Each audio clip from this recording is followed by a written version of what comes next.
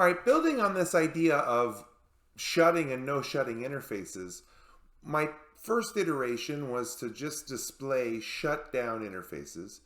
Now, under my shut no shut, I'm going to go to my always on device. Now, this is going to learn interfaces and populate a view that is the learn interface parse data in a data table. Now, from here, I can shut or no shut interfaces with clicks of buttons.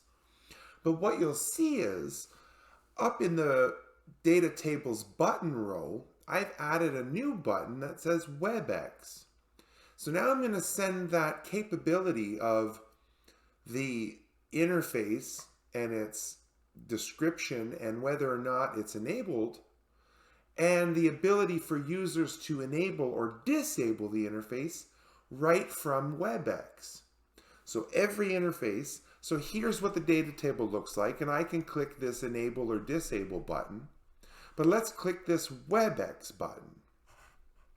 Now if I open up WebEx, and we can see the timing of this, we should get a message inside of this channel.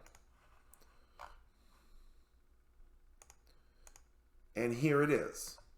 So what we have is every interface enumerated and the ability to either disable it or enable it. So let's go ahead and get our terminal up here, and let's put these side by each here, and let's find some interfaces. So ETH115, let's disable it. So that's going to spawn the automation, and we can watch at the terminal here.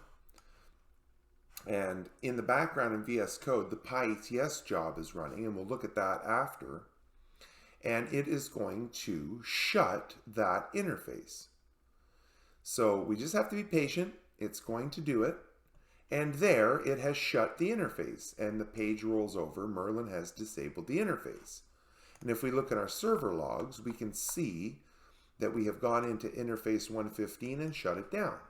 Now let's hop back over to WebEx and find one to enable. So that was 115 that we disabled. Let's enable 114. Again, same idea is going to happen. We can watch it in the server, and we can watch it in our console here. Let me just clean this up a little bit. So it is going to, oh, and I have it clicked. So it's doing it right now. And then we should see the 114 be no shut, and it is. So again, an adaptive web card with the ability to shut and no shut any interface at will right from WebEx. Now let's take it a step further. Let's look at that. How about 1.6 that says disable? Now let me get the server up and the console up, and this is going to be pretty incredible. I'm going to go into my WebEx channel on my phone. I'm going to go into that adaptive card, and let's find that interface 1.6. So there's 1.6, and I've clicked the disable button. It's visiting the page. We should see the automation start,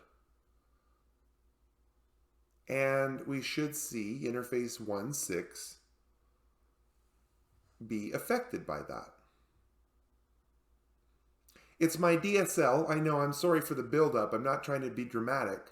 There we go. 1.6 is now shut.